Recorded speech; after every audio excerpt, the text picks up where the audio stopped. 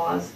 And then economic development is focusing a lot on attainable housing, not, they quit using the word affordable, but attainable housing, and some stuff with regional tourism. And also $1 million is being sought for design for the Learning Center in Antelope Island. So that's kind of what goes along with that. Education is looking at recruitment and training of future teachers because they're having them drop off flies too. And then the only other one under transportation I thought was interesting is they want to support and encourage UTA to explore microtransit options in the last mile connections. So those were kind of some of the businesses, but each committee has like 5 or 6. So does everybody want them? I can just send them out to everybody. I think that'd be great, especially those that will be involved, but they're like yourself. Okay. All right, I will do that. I will send them to everybody. Yeah, Zach, I'm gonna be up there in the pictures. David, I think you're gonna. Yeah. Sure. I'm released, so I can. I think we'll really encourage this entire team. Yeah, it's, Because we've got 2 new ones that I think that will be very active that way as well. One for sure, and I know the other ones want to learn all what you can, so. sure appreciate I your help think out it there. will be, More eyes, the better, right? Yeah, and whoever takes over the chamber legislative, if we know by next time, I'd like to go with them in January and introduce them. yeah, and I'm there too. Yeah, so. In addition to that, I might as well chime in on Don's end, because I was there this morning. They didn't go into detail of all the documents, they just shared them with everybody. And, but there was a good report there from the inland port. And I found it very interesting because the state's recognizing that the way they went about this, really, they didn't get their information out properly, and everybody thinks that it's an actual physical facility that's going to be built, and that there's going to be everything coming in and changing that way, when in reality, they won't ever have a home. They might have an office, but there's no physical building or anything like that that will take place with the inland port. It's more all about just the transit and really beefing up the rail systems and showing how everything will cross through the Salt Lake area, but really bring the transportation and the whole supply chain through here, but yet in reality there's nothing physically landing. And that so they've got, I can't remember her name, they've got a gal that's over it now that's going to be the main kind of person for the inland port as far as really disseminating information and understanding what it really is, because like I said, they recognize they need to kind of readjust the way they've gone about it so that there's not so much backlash.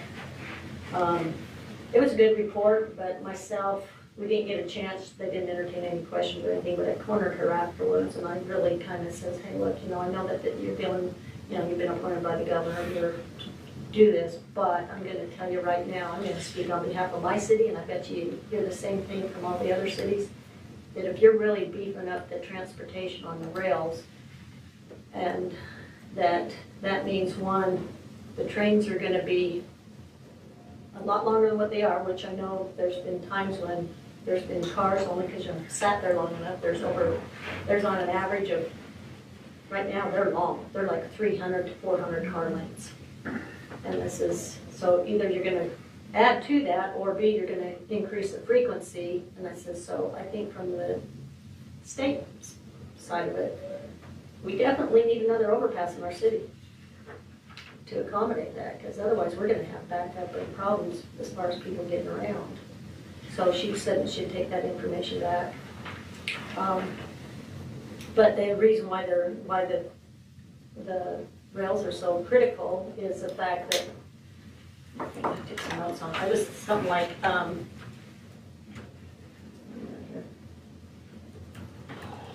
for every 100, let's see, for every 100 trucks that are on the road now, it will reduce it, isn't it?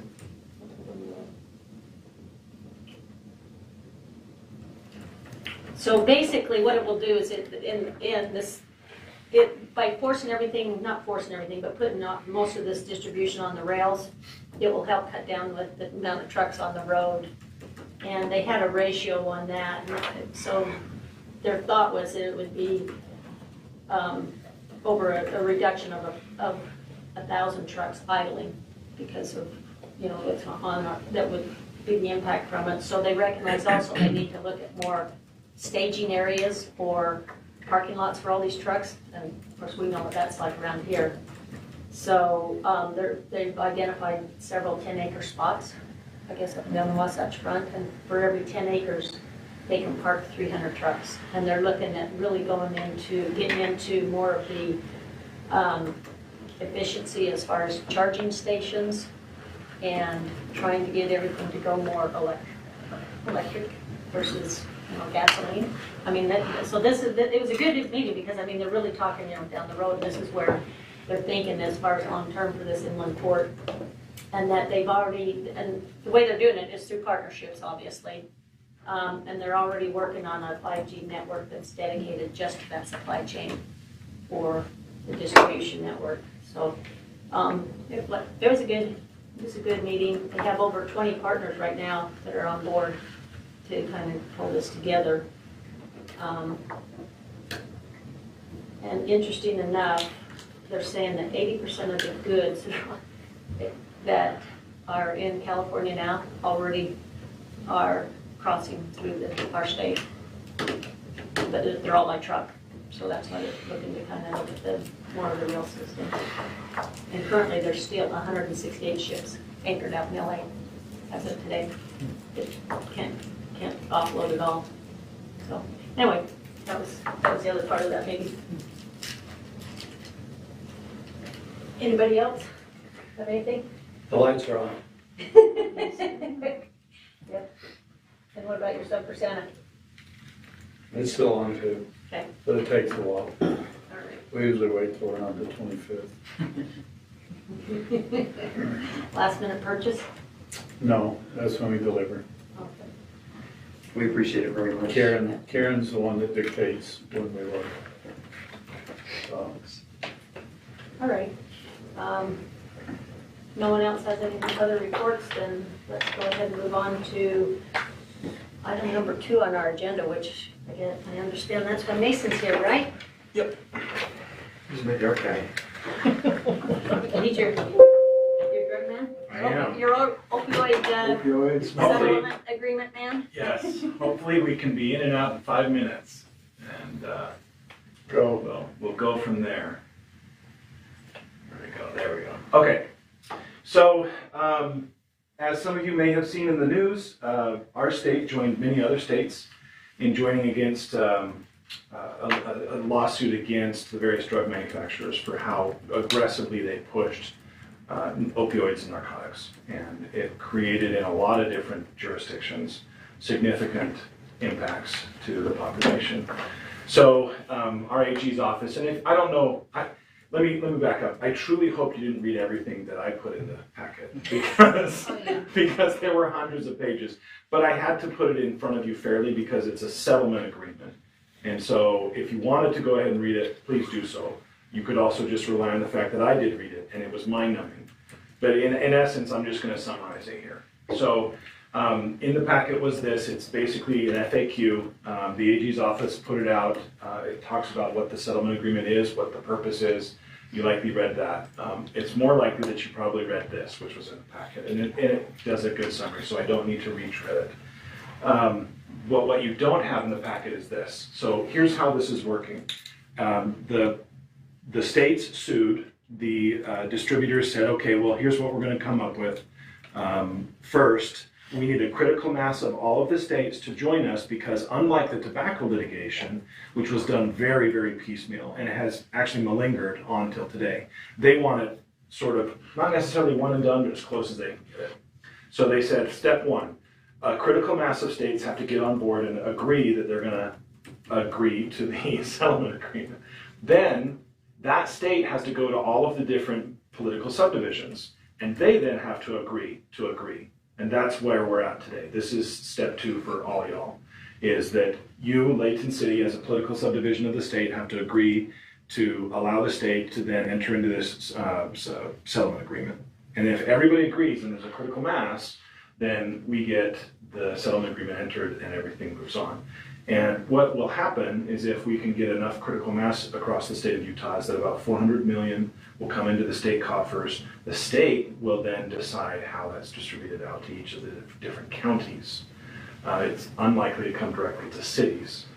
The county then has sort of discretion to see how it's going to be implemented. So even though I'm asking you to go ahead and sign off on a participation for the settlement agreement, it may not come directly to Layton ever. It's probably going to just land with the county, and then they'll be administering it, very likely through their mental health court and their drug court. Does that make sense? So I'm happy to field questions. Well, and even though it's not coming, the money's not coming directly to, it's still benefiting our residents. Correct. Because when possible, as prosecutor, I like utilizing those specialty courts. What is critical mass? How many does that mean? I'll be honest, I don't remember. I went to the training a couple months ago. They said it wasn't important to me because it was just, okay, well, let's get on board. And so I didn't lock it away. I do believe that it's up in the 70s or 80s, but I can't remember exactly. Thank you. I don't know exactly, it was 75%, something like that. I think It doesn't cover any other drug?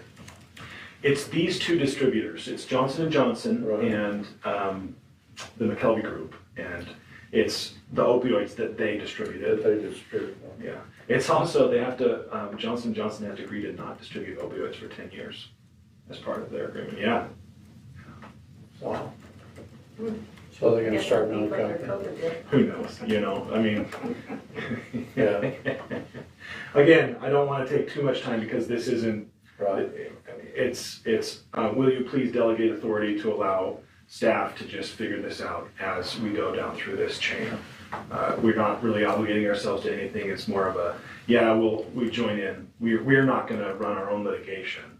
And that's basically what the right you're giving up is to run your own litigation. All right, thank you. Said 44 states.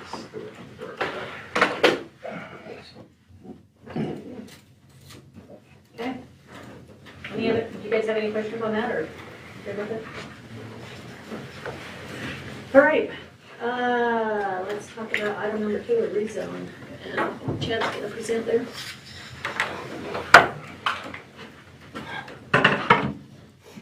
All right, Mayor and Council, this is, as the Mayor said, a rezone out on 2200 West. I'll bring up a couple slides here to show you real quick. 142 South, 2200 West. Here's the approximate location with the red dot there. This is the property outlined in red. You can see the existing zoning. It's an ag zone right now. The request is to go to R110. Just another shot of the property. I can come back to that one if we need to. This is the existing general plan map. This was as part of the recent general plan. I keep saying recent. We're starting to get more than 2 years ago now. But the general plan was adopted to include this in the low density residential designation. According to the general plan, R110 is one of those zones that complies with that low density residential. We understand that the plan is for this to, if you choose to change the zoning, the plan would be to come back with a subsequent subdivision application. We have seen some very conceptual drawings that show retention of the existing home and then creation of 3 other lots, so a total of 4. This is, again, as we looked at that, you're not going to get many more than that. You could potentially get up to maybe 6 if you were to do some private drives and different things back there. The biggest constraint on this, as you can see, well, there's 2. One is just the shape. It's got a very unusual shape that's going to make development somewhat difficult. And then the corridor, you've got the power corridor that goes through here. Not only is there a power corridor, but the ownership of these parcels is Rocky Mountain Power. So there's no opportunities for additional, combination with other parcels. It's just kind of its own small development right there. We are recommending that the council approve this zone change. It did go to the planning commission. They held a public hearing on the item. It was a split vote. The concerns that were expressed by the commissioners that voted nay on the recommendation really had to do with not having certainty about what that development would look like in the future. I do, with respect to our planning commission members, we have so much respect for what they do. Some of the densities that they were talking about were well beyond what could ever be built on this. There was concern about could it be 12 and 14 units. That would never happen on this property. Couldn't. Just doesn't have the area and just the shape of it. So the R110 zone has a 10,000 square foot minimum lot size. In this case, it's appropriate not only because it's the general plan designation for the property, but also that R110 designation gives you a little more flexibility with how to design those lots because of that unusual shape, and to get what would be the intended densities for the property based on the general plan. So be happy to answer any questions if I can. Well, Chad, I was at the planning commission, and the sense I got from the two that voted against it is that it would lose the agricultural field that's out there. But if you look at the area in general that even goes further south than there, you've got, homes to the west, then you've got all of Harmony Place there, and then further down you've got Lakeshore Vistas and Layton Park being built across from that. So I understand how they're wanting to save some resident or some agriculture. I mean, but it's back to the property owner if they want to give it up. But having been on the general plan, knowing that we looked at this as being, residential in the future, that there's a lot of residential growth already occurring just a block or two south of this piece of property. So. Certainly, and to the west, as you mentioned, and these lots are much smaller than what we're talking about. These are 6,000 square feet lots to the west and to the south. Don't quite have that on the picture down here, but there are some lots just off the picture that are also that same size. So consistent with what we've seen approved out there in that area, actually a little bit bigger than what we've seen approved in some of those PRDs. And it is noteworthy, again, this is outside of that neighborhood ag overlay.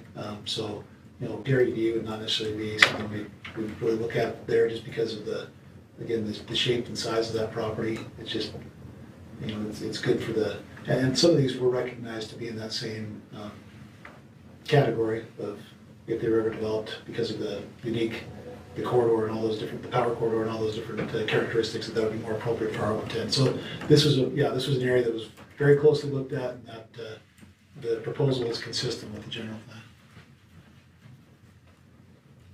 Anybody else have any questions or concerns or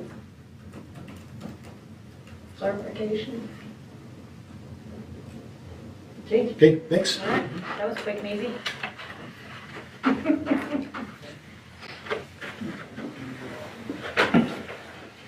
To the south, they're on the ag zone. I looked at their properties, and the power company owns the ones just to the south. Just to the south of those are the same builders that built on the other side of the church. So it seems to me that it's just an acceleration of what will already happen there. Absolutely. Okay, we only have one more item left here, which is a closed door meeting to discuss the purchase, exchange, or lease of real property, including any form of water rights or water shares. So, knowing that, I'll look for a motion to go into a closed door meeting then. So moved. Second. All in favor? Yeah. Okay, thank you. Aye. Thank you for being in here.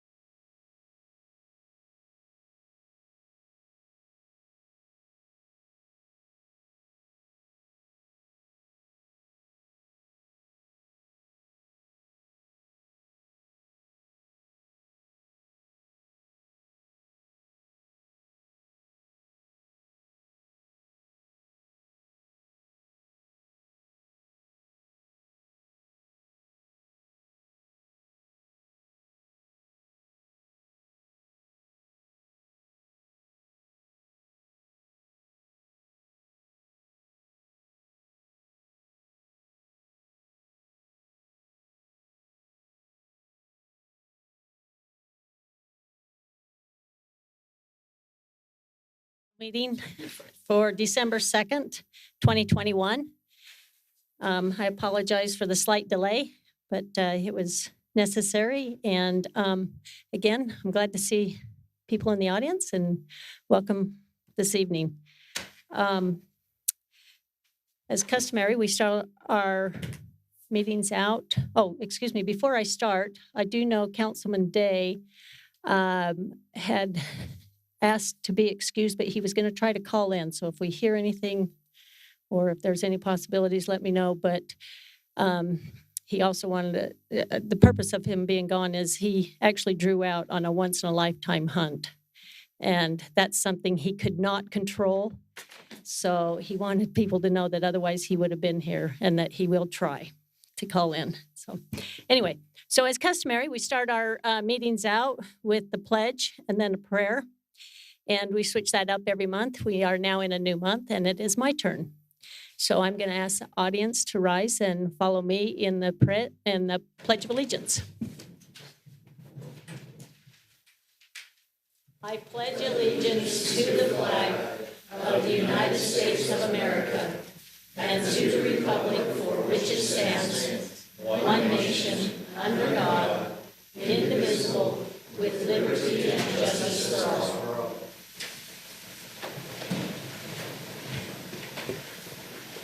So for tonight's prayer, I've asked Miss Debbie Barlow if she'd like to give us the invocation.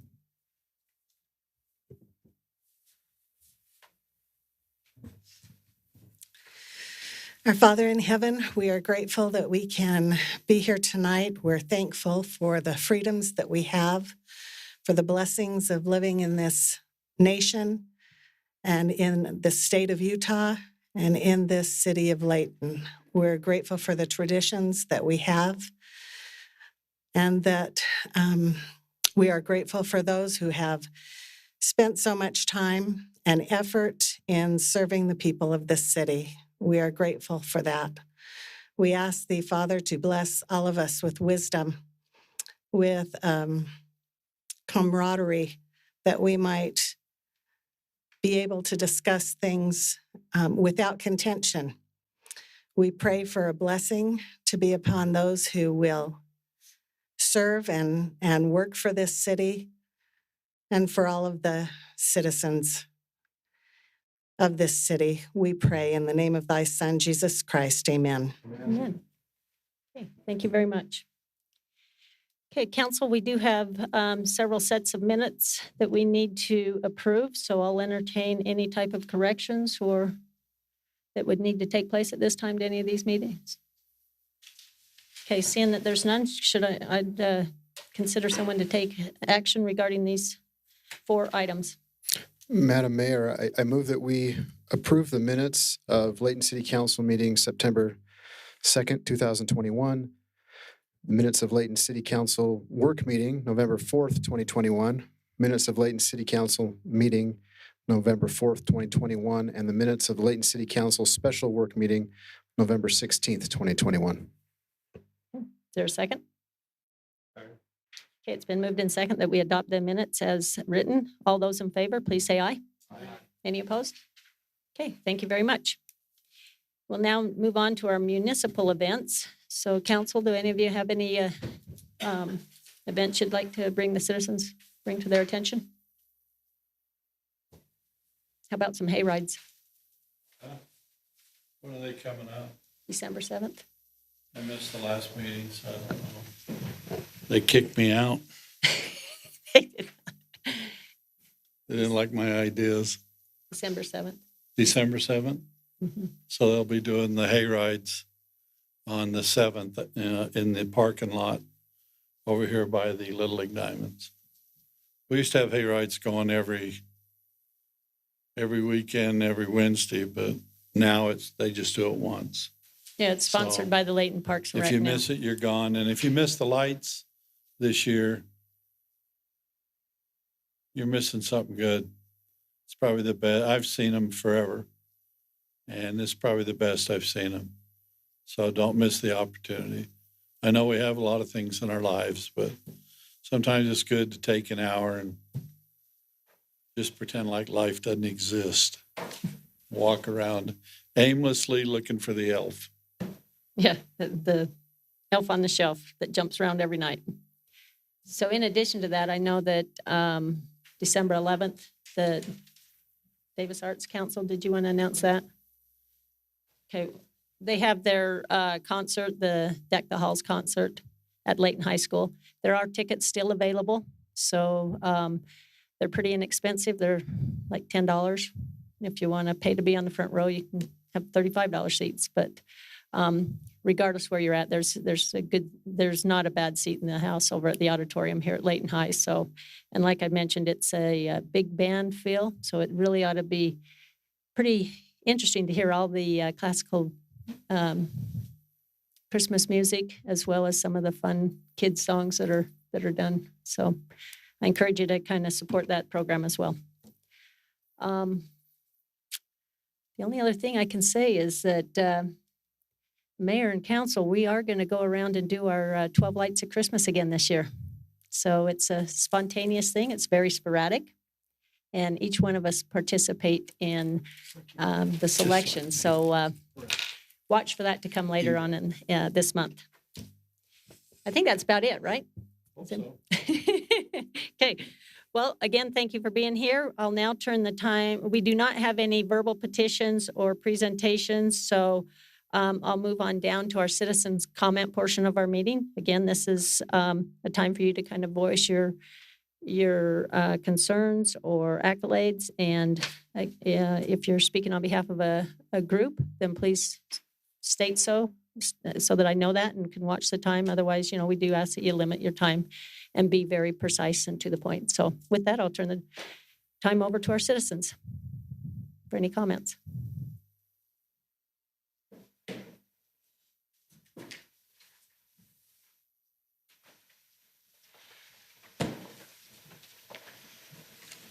Hi there. Hello. My name is Amy Mata. My address is 1174 Milton Avenue in Salt Lake City.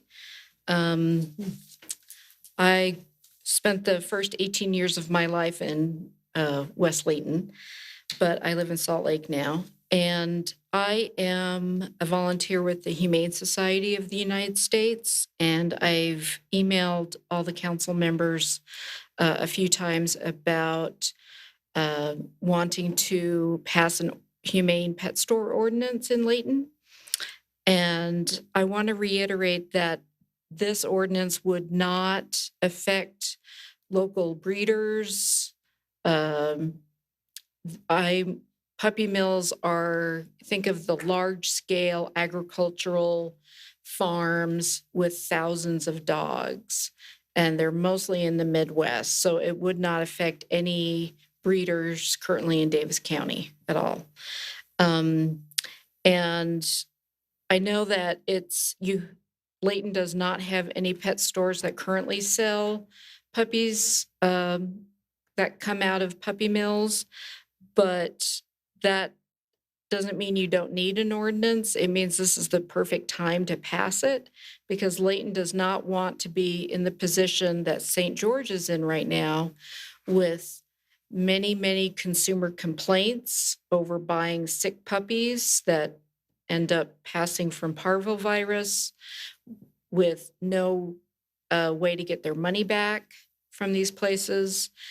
And the sheriff having to get involved and investigate animal cruelty within the pet store, you just don't want that.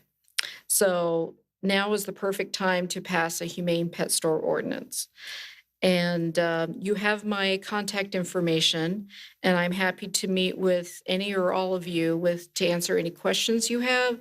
I have a sample ordinance, and I have examples at Kaysville just passed, as well as Salt Lake County and cities within Salt Lake County that I can give to you. And thank you for your time and for having this public comment period. I appreciate it. Well, thank you, Amy. Mr. Crane, would you like a copy of that ordinance just for us to review? Sure, please. Okay. Why don't you go ahead and forward it to Mr. Crane then for us? Okay. Yeah, if you could. Okay, is there any other comments?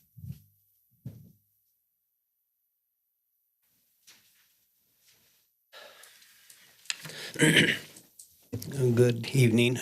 Brad Richens, 1902 East, 2125 North, Layton, as well as co-owner of a mobile home in the Cedarwood Mobile Home Projects. First of all, I'd like to do what my mom told me to do and compliment you guys on the lights. Because it's beautiful out there. We enjoy them. We do enjoy the city of Layton. There's a lot of good that's going on here. And also, Mayor, we compliment you. We're appreciative of you coming out to the mobile home park and bring the open doors with you. That was very kind. It gives some comfort knowing that if any of the residents do become homeless, that the open doors will be able to help out, at least in the short term, with some housing, some funds for that. Tonight, we're represented by 8 of the 14 owners that are going to be evicted in 89 days. And there's 6 of them that are not present. 2 of the owners had newer homes, so they sold the mobile homes. 2 of them were given back to Mr. Winkle. He does some, he was the one that sold me my mobile home and didn't disclose that they were going to be sold. So he gave them back to Mr. Winkle, and I don't know what arrangements, if any, are there. One of them was abandoned. We discussed that before, and then one of them was relocated. We do have a gentleman here that was promised when he sold his mobile home, he'd get some financing for some rent. He could talk about that, but he hasn't seen that.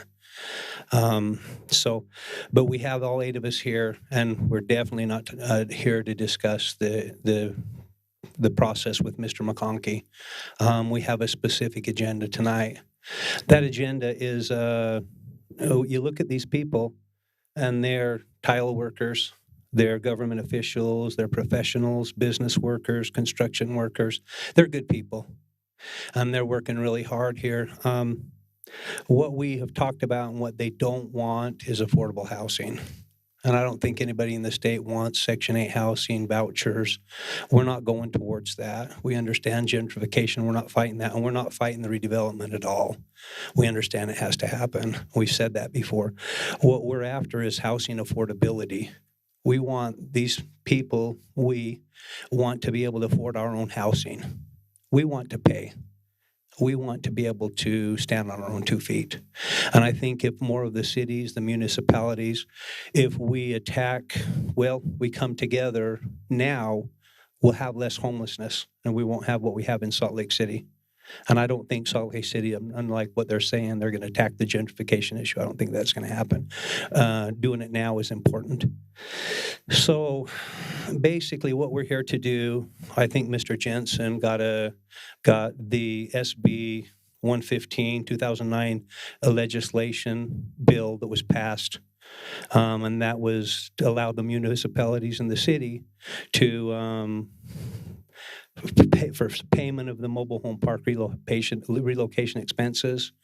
And so by Nider, Hauser, and Hughes. So basically, what we're doing is we're just asking, we're still back to the same point. We're trying to come up with the tax value of the property. And that's kind of what we're asking the city again for any help that we can get using the authorization from the state. Maybe we can clarify more. But we're asking to try to get up to that tax value. And we feel like giving that opportunity, that's going to open up so many more doors that we've discussed that we haven't been able to present. We've talked about multiple family housing, FHA down payments of 3 to 5%, and having a couple families purchase one of those with some help from that trailer park. There's that the tax value. There's opportunity then to get into their own homes. There's the opportunity to, with that, to put down payment on a new mobile home, a new pre-manufactured mobile home, and then go into another. They're cleaning their credit up right now. We all are. To be able to put the down payment on that new mobile home, so that if they're ever in that same situation, they can move it. Right, as we all know, there's so many expenses with relocation, with just moving children, and those type of things. So, having said that, we won't go on. We're just looking for. We're still hoping for some help. I know we're trying to get away from coming up and discussing each one of the situations and how frustrating it is, and we probably won't do that. So we're hopeful that hopefully with the city, we've actually reached out to Mr. McConkey and informed him that we're going to try to get some funding from the city. And we just hope we can all come together in this issue. Thank you. I guess the question would be, I don't know if with this authority, whether it's this tax increment, how that works, whether it can be brought to pass or just what? I don't know. We could get clarification or no? Sure. So, tax increment is that element of the tax dollar that is added to a parcel of property as a result of development. And so when you build on a piece of property is worth this much, but after you complete the building, then there's what they call an increment, or an amount above and beyond what the tax base of that building was before. And that increment through the RDA can be used for a number of different things. It can be used for improving an area. It can be used for improving businesses. And one of the things it can be used for as a result of the bill that you're talking about is it can be used for relocation. The issue is, if it was used for relocation, it would have to be by agreement between the city and the property owner, and the property owner would have to reimburse that to the redevelopment agency over time. So if the property owner were to elect to make a loan from the RDA, he'd have to calculate that into all of his costs and determine whether or not that was something that he wanted to do. And if he wanted to do that, he could enter into that type of an agreement with the RDA. It would mean that he would take less for something else, less of that increment for something else, but he could, there's a potential of using it for that purpose. So that's probably a brief explanation of how it could be used for the purpose that you're asking about. And so I don't know if that helps. Okay. That's definitely something we can talk, reach out to Mr. McConkey to see if Mr. Winkle could entertain, and that we would appreciate any help that the city might be able to, with that communication. My question is, with the RDA, it appears, I don't know if we're for sure or not, but it appears as though the RDA or Mr. McConkey has received the $400,000 to help purchase one piece of property, and then another 400 and some odd to help purchase another piece of property, so that they could all be developed together, which makes sense. But so that they could all be developed together, and I don't know, in light of that, if that might give some motivation to maybe try to give back to the displaced, to this displaced residents. I don't know if that money was all used, that RDA was money all used for that purpose, or if there's still money there, or that's the question. I guess the question is, was that RDA money used in those ways, or maybe that could help? I don't know. Mayor, would you like to answer it? Okay, so there was some money that was that the city gave through the RDA for the cleanup at the site, the environmental cleanup at the site. There was a lot of environmental cleanup that had to occur because of the types of businesses that were there before. And the money that was given, the money that has been given so far has been used towards that cleanup. The city has not committed at this point to give the developer any more money until they're ready to move forward with development and have actually Okay. dealt with all the issues on the site. Okay. Yeah, I guess through the RDA minutes that we were looking at, it appeared as though the RDA money was with one of the holding companies that Mr. Winkle had, and he was, the 400 and the 420,000 to purchase Bill's Comfort Systems, as well as one of the other pieces of property was helped by the RDA. Is that happen or? Those are all things that Mr. Winkle would be entitled to use that money for. Okay. Mhm. Okay, so I guess my question is, I just didn't know whether the money was already there and spent to purchase that, or if we still had some of that availability, is I guess the question. So, and then the other question would be the tax deferments and the tax abatements. That tax deferments, if the tax deferments occurred for years now, I know, and then maybe the city is trying to pay back some of that to the school district, but the tax deferments that Mr. Winkle has received on that property, does he have to pay that back? And is that going to impede him being able to help us if he has to pay those tax deferments back? Or Mayor, would you like me to answer that? Yes, Okay, proceed. so the deferments that you're talking about are part of the increment that I told you about a little bit earlier. okay, That's really what has been deferred. The school district doesn't take some of its increase in tax dollars as a result of the improvement of the property. So they would defer taking the increase that they would receive normally from a project that increased in value and increased in taxable Okay. value. And so that's the deferment you're talking about. Yeah. There isn't an actual tax deferment on the part of the school district. There's just determination by the school in order to increase the viability of an area, particularly like the downtown area. It would be the school foregoing the collection of the additional increment, not the tax dollars they normally get off the property, but the additional increment. So that would be. So it's fair to say that Mr. Winkle already has things that he's going to have to be paying back. Yes. So it might affect whether he could or would help us with the displacement problem with this legislation. Yeah, that's that is his determination as to how he borrows and how much he borrows. And yeah, I would just advocate that if the city can reach out to try to help, that would be greatly appreciated. Thank you. Thank you very much. Okay. Yes, thank you very much. That's good clarification on both sides. So, okay. Anyone else?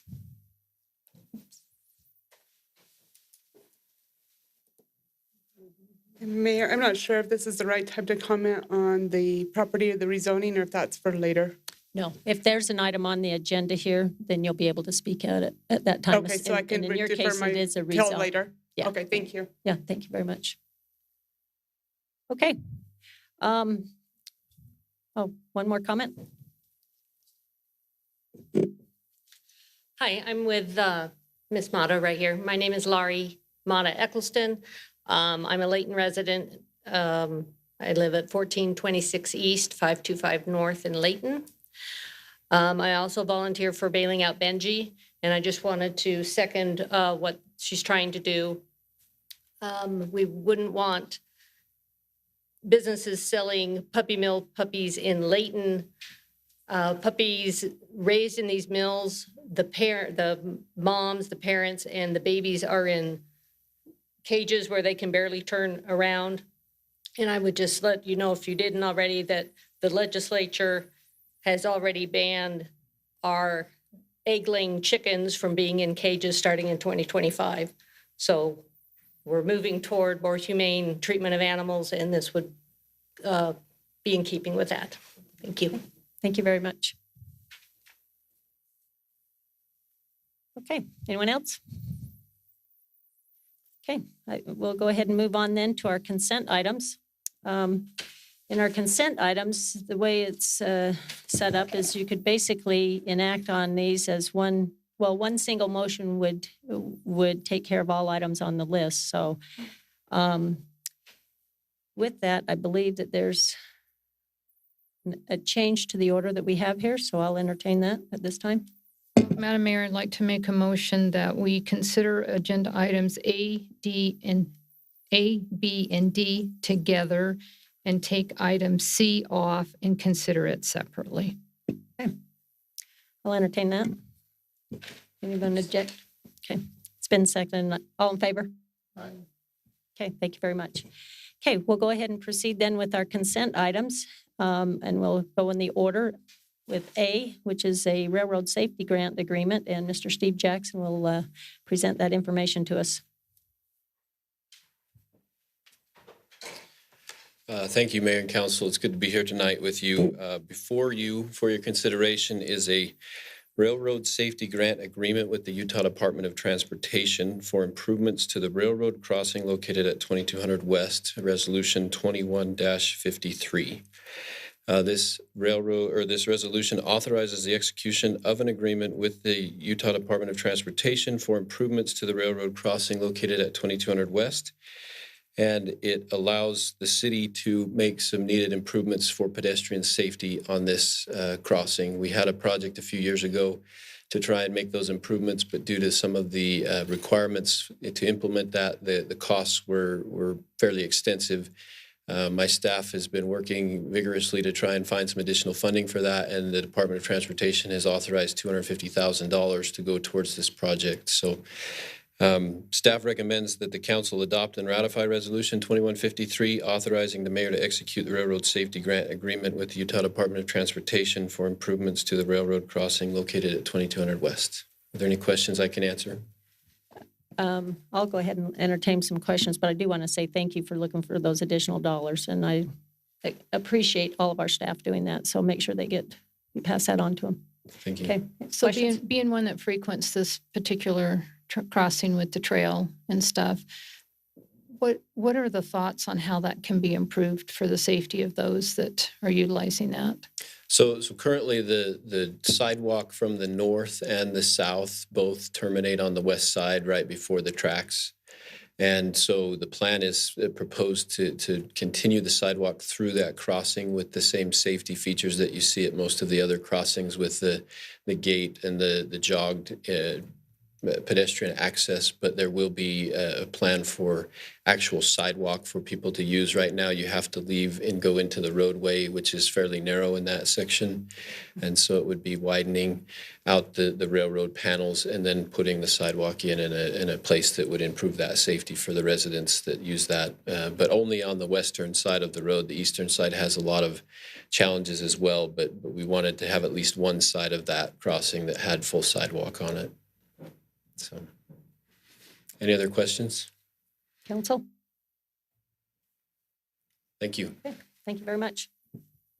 Okay, we'll move on to item B, which is a material term of the acceptance of a national opioid settlement. And I believe Mr. Crane is going to enlighten us on that one. Thank you, Mayor, members of the council. Resolution 2154 is a resolution that essentially authorizes the city manager, and the reason for the city manager being authorized is because he is the individual that the federal government has been emailing back and forth on this, and they require that same individual to sign the agreement. But this is an agreement, kind of a class action settlement agreement that all of the city, or that a majority or majority mass of the city have to buy off on in order for this to be able to come to fruition. And this would entitle the state to receive so many dollars in compensation for the wrongs that were done by two companies that were involved in the opioid pharmaceutical business. And so this would be a settlement of that. Those dollars will be spent on assisting in treatment and assisting in counseling and other aspects of dealing with the opioid crisis. And it is a crisis. We truly believe that. Our officers deal with it every single day. And so with that, we believe that this is a fair settlement. Nothing can compensate for everything that has occurred as a result of these narcotics being on the street. But this goes a long way to bringing things together so that we can provide the assistance we need for those individuals that have been involved in this and have been the victims of it. Yeah, so we recommend approval of it. Okay, thank you, Mr. Crane. Council, do you have any questions? So political subdivisions that could render or take on these litigations on their own, that's basically what this is. So if some jurisdiction in West Virginia or Kentucky had a outsized influence on other areas of the state, they could take the litigation on their own? Yes. Is that what this is for? Okay. And I believe there are probably some that are so large, that they may look at doing that, but principally, it would take a lot of money and a lot of time to do what the majority of states have accomplished through their AGs. Okay. So. You gave us a number earlier as far as the amount of states are involved in this. Do you want to share that number? They're requesting that 44 states join together. That would be enough to be able to move this forward. Okay. Thank you. Okay. No other questions? Let's go ahead and move on then to item number D, which is an annexation request. Mr. Chad Wilkinson's going to share that with us. Thank you, Mayor, Council. This is let's see if we can get the mouse to work here. Steve, I might need you to advance that for me.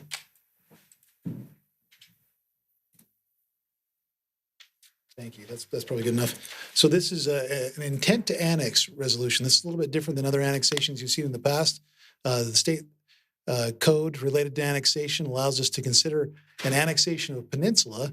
The peninsula is defined in state code, what that constitutes. This particular area meets that definition. It has to do with the percentage that's already surrounded by an incorporated territory, both either within Layton City or another surrounding city. So this particular parcel, about 2 acres, meets that definition. What this means in terms of process is it allows the city to consider this annexation in an expedited fashion without going through the normal petition and certification process. We will still provide public notice. There will be a public hearing with an accompanying resolution for annexation once that occurs, but it does provide for that expedited process. The first step, excuse me, in that expedited process is for the City Council to adopt a resolution of intent to annex. So that's what this is before you tonight, is that resolution 21-52, which would adopt a resolution of intent to annex this peninsula area.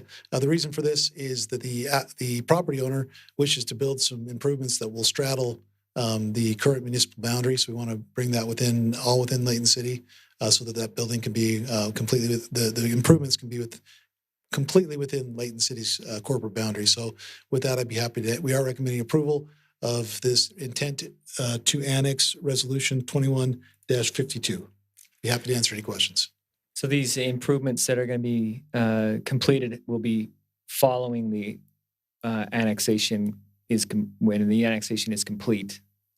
So we've had some of them go forward because of I guess a lack of information on a previous application that did not clearly show that boundary. But once that was caught, we said we need to not only fix that problem, but also the future improvements they want to do. Okay. So this is the intent, but can they finish those before it's been fully annexed? They won't be able to finish. They have started some of those improvements, and we've let them continue that while we go through this process. It is an expedited process, so it won't take as long as a normal annexation.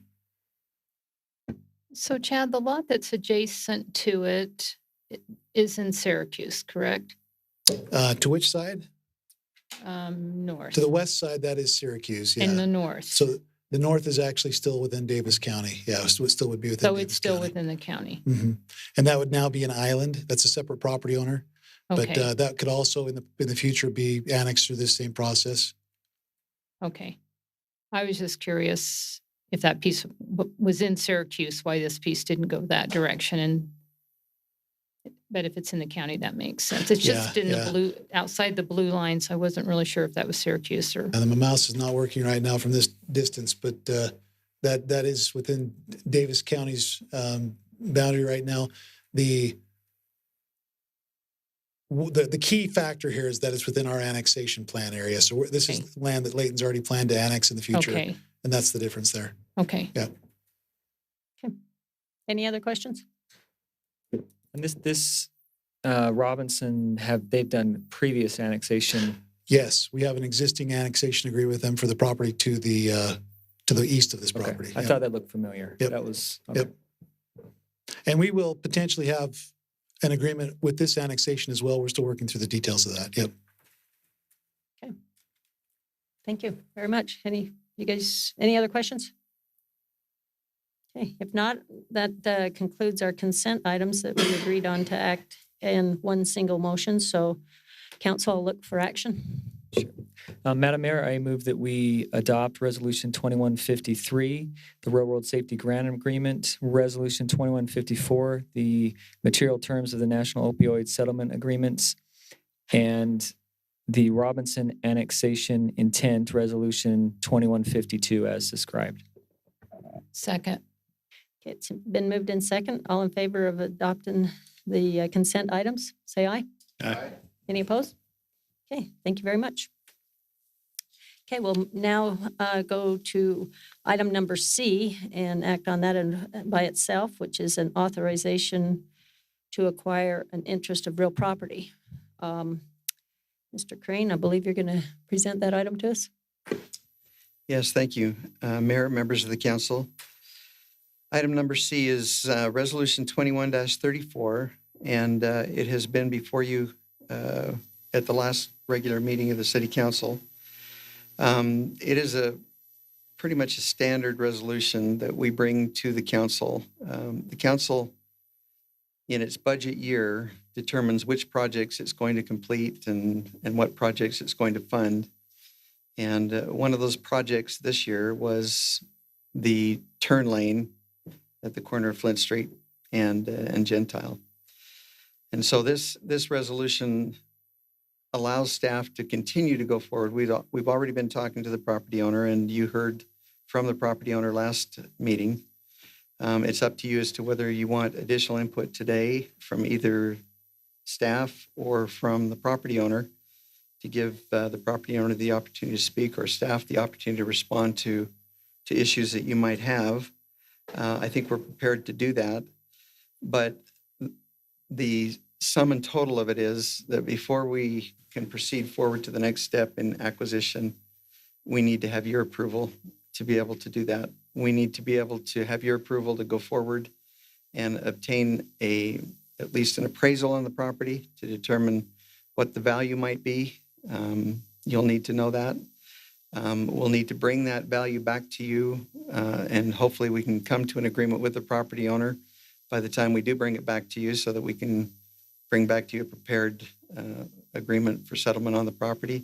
If that is not the case, the ultimate and step that none of us want to take as cities is the use of eminent domain to acquire the property for the use that has been indicated to you in the resolution.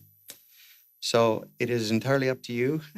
You've pulled it down off the agenda because I know you do have concerns. I know you do have a desire to listen to what the owner of the property has to say. I know that you've probably been educated more this last 2 weeks on the property and on the significance of the property than you probably have been at any other time. And so it is entirely up to you as to how you move forward, but staff would request that you allow us to move forward and to get an appraisal, to negotiate with the property owner, and to try and come to a conclusion for a value of the property, and also for just compensation or proper compensation to the property owner for the property. Okay. Thank you. Council, I know that we were given some additional information here this evening, so I'm sure that warrants some additional questions, which we're willing to discuss now. So I have one, Mayor, for Gary. This is authorizing a negotiation, and if negotiation fails, eminent domain. Is there a way that we can authorize negotiation, and if that fails, then it fails?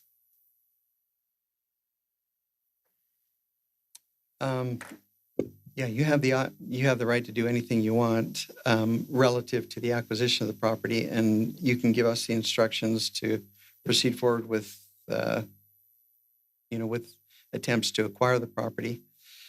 As was pointed out last week by the attorney for the applicant, that if you take eminent domain off the table, there's no use for them to proceed forward with any further negotiation. I think that's what I heard from the property owner. You may want to confirm that today, but I can tell you this, that we will do everything possible that we can possibly do to acquire the property through negotiation. Any use of condemnation must come through an additional approval from you. I must come to you and I must say, we would like to file in condemnation, and you must say, go ahead and file in condemnation. So really, by approving this resolution, I'm telling you that I need to come back to you for permission to do that anyway. But this allows us to go ahead and proceed with negotiation. And the reality is, even if you were to tell me that you didn't want to consider eminent domain right now, the city always has that power. They always have the authority of eminent domain. So that the applicant will tell you and the attorney will tell you that that is always hanging over the head of an individual who owns property that is needed for some type of public purpose. And it's the only way that cities sometimes are able to get things done. The state is able to get things done, fortunate or otherwise. But so what I'm saying is, yes, we'll do exactly what you tell us to do. But on the outside, you don't take away your own agency to be able to implement eminent domain if you have to, because you can always bring it back. It's always there. And so nobody's going to do anything until you tell us to do it in that regard. I don't know if that helps or makes you feel more comfortable or makes you feel less comfortable sitting up here, but know this, that you're the ones that will have to make that decision. This resolution is not going to authorize me to go down and file an eminent domain on this property. It allows me to proceed forward with negotiation on it, get an appraisal, bring it back to you. Okay. Council, does anyone else have any additional questions? No? Okay, I will entertain, should the property owner want to elaborate on anything, but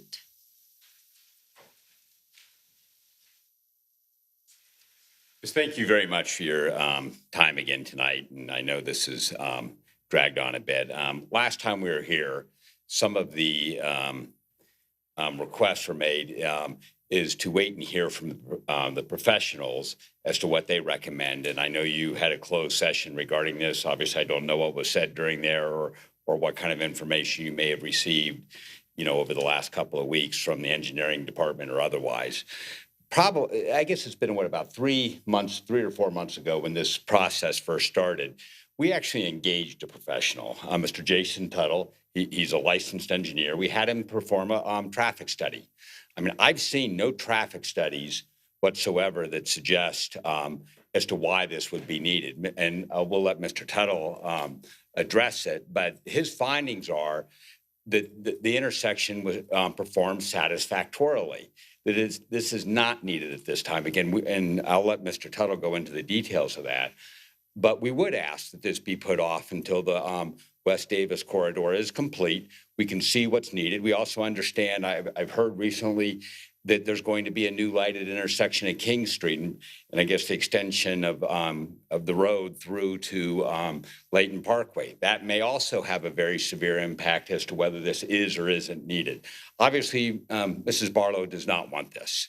She doesn't want the road that much closer to her home, the impacts it's going to have, the difficulty in accessing her property. So no, we do not want this. We don't think it's necessary. We don't think it'll solve a problem. We think the impacts on Mrs. Barlow will far outweigh any benefits to the traveling public that are using this road. What may save, a few seconds here and there, I don't think offsets the impact to Mrs. Barlow. But let me have Mr. Tuttle address it, and please ask him questions you may have. But he is a licensed engineer. He did perform this study, and it does not show that these improvements are necessary. Good evening, Mayor and City Council. My name is Jason Tuttle. I am a licensed professional engineer. I've been involved with land development and traffic studies for over 20 years. This is my first time at Layton City, although I've been at dozens of cities across the state, so I'm happy to be here. When Mrs. Barlow and Mr. Mansfield approached me, my first question was, Well, has there been a traffic study done? I'll be happy to review it. You'd think that that kind of thing would be done. And they said, well, we have a plan, but we have not received a traffic study. So we did our own. We counted cars for 4 days, 2 weekdays and a weekend for 13 hours every day to determine the peak hour, and then analyzed the peak hour, and every approach and turning movement is at a level of C or level of service C or better. Now, that's kind of a traffic engineering term, but you may have heard it before. They kind of grade the delay in letter grades, so to speak. A is good and F is really bad. So every turning movement is level of service C or better, and that's during the peak hour. Most of the day, it's far better than that, B or even A. So based on my findings, it's really not necessary. The turning lane is really not necessary at this time. Why not wait and see the impacts of the West Davis corridor? And then I just discovered tonight that there's the planned signal at King Street. In the future, that there may become a need, but as of right now, there just isn't. Are there any questions? I have one. Yes. So you said that you're an engineer, traffic engineer, and you obviously did the exact study as it sits today, but then do you calculate any type of future movement or impact that would have So concerning growth? I did the existing configuration without the turning lane, and then I did it with the turning lane. And there is an improvement for those who want to turn right. It goes from level of service C to level of service A for those who want to turn right. So there is that. I mean, you add another lane, it's going to increase the capacity. I did not project into the future. It's just there are so many unknowns. To do something that, I mean, it can be done, but it'd be very expensive, and that kind of thing shouldn't be borne. The cost of that shouldn't be borne by a landowner. Okay. Council, do you have any questions?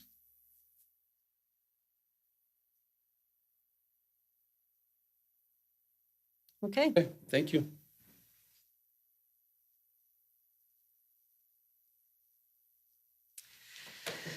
I'm glad I can educate you on this property.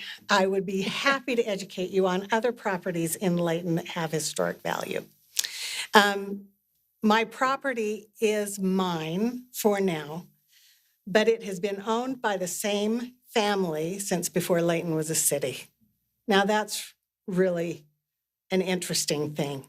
And it will continue to be owned by the same family for many years to come. I am sure that one of my children will live in that home. As a result, I feel like I am a caretaker. I'm not an owner. My responsibility is to make sure that this property is taken care of well, and that I make sure I do all that I can to protect it. I'm not moving in 5 years. This is where I will stay and where I have been for 33, 34 years. Because of its historic significance, I hate to see Gentile made more busy and increase the traffic. It's not the same as Antelope, as I've said before. It's not the same thing. It is a neighborhood. We really appreciate your consideration in this, that it's not necessary to do right now. It may be in the future, but it may not. None of us know. So thank you very much. Okay.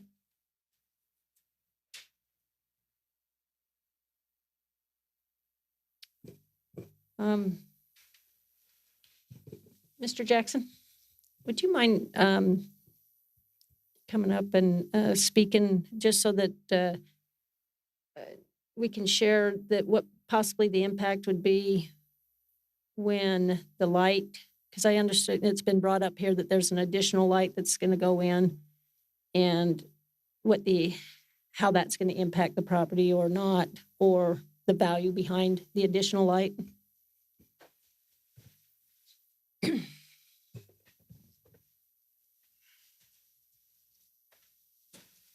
So if I understand your question, you want me to address the King Street light that's proposed in the next few years?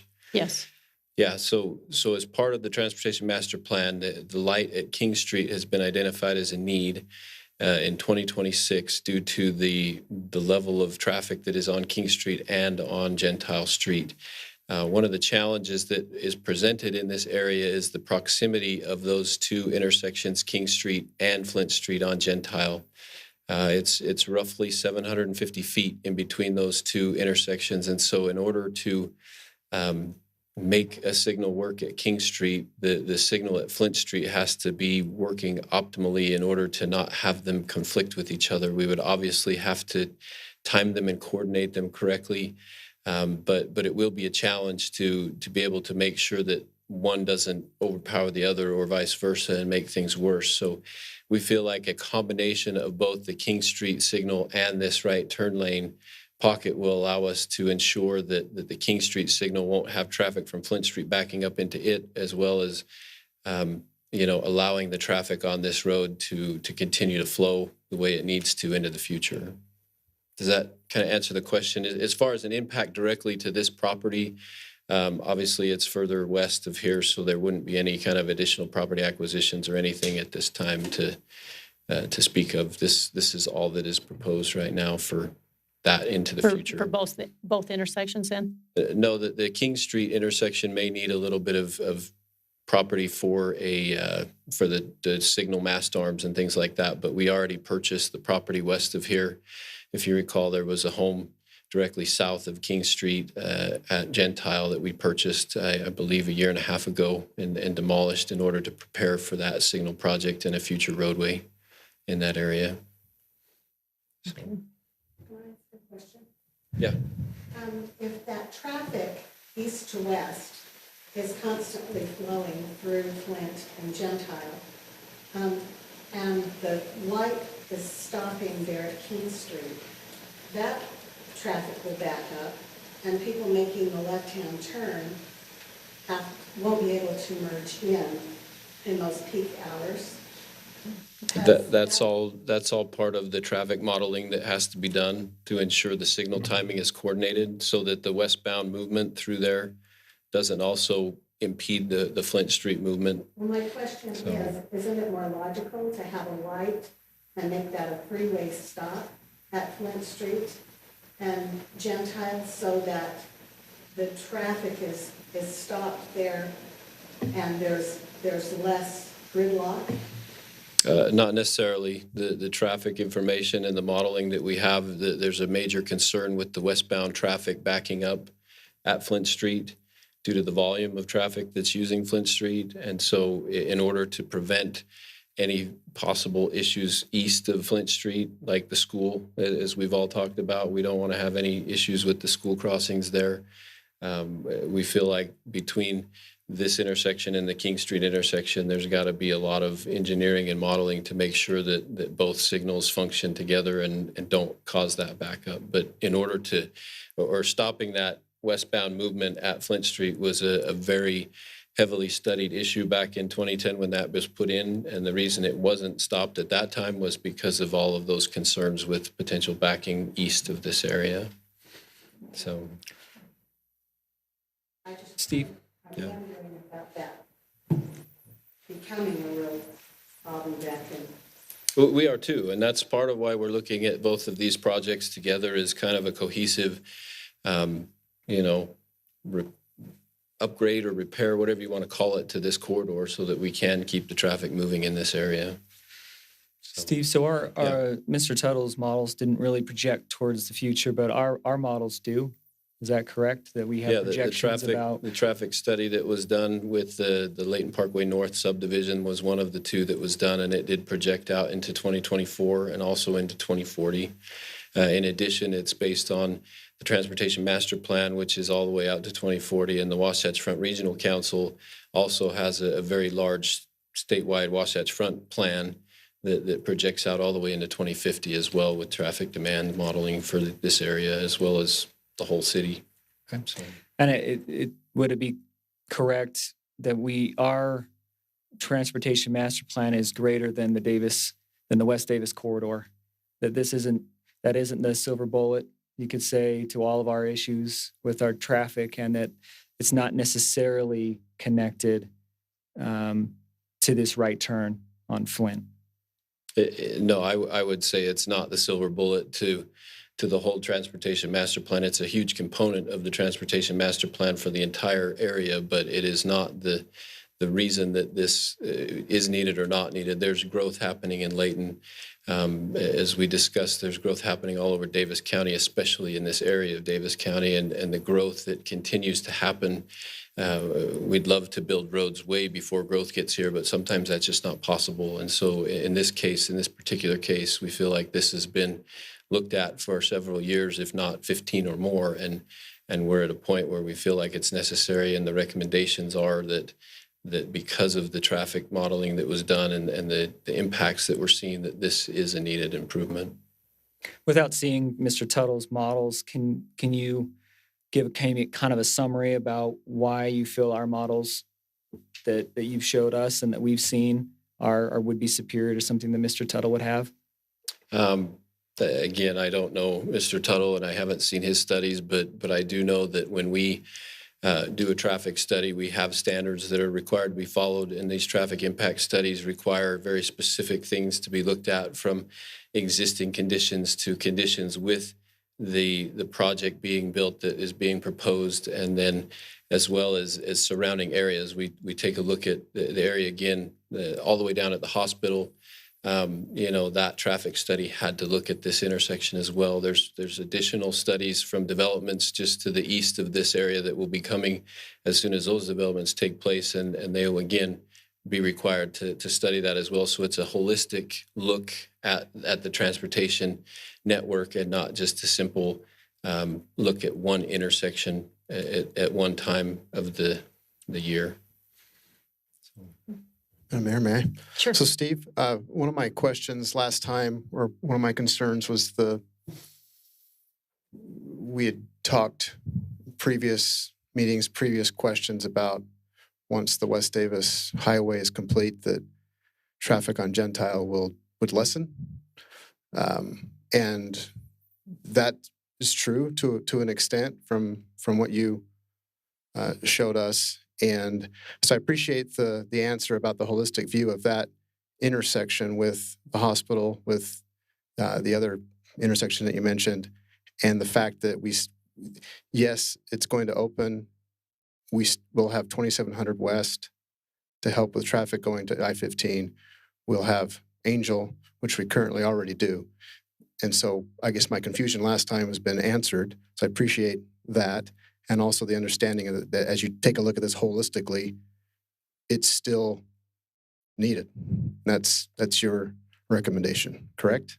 Yeah, we feel like this is needed. And again, as Alex has mentioned numerous times, we don't do projects that we don't feel are needed, and especially a project we can respect the historic nature of where this is and the intent of this roadway. But at the same time, from my opinion, my expertise, what I've seen in the traffic models and the impact studies that have been done, this is a necessary improvement that we really have pushed down the road quite a bit. I mean, in 2010, when the signal went in, this was on the design drawings conceptually, and then it was removed because of the concerns that it wasn't immediately needed. And so, again, yes, I agree that it is needed, and this is the time we've asked for it. Again, it's up to you to make the decision whether we do it, but that's where we're at right now.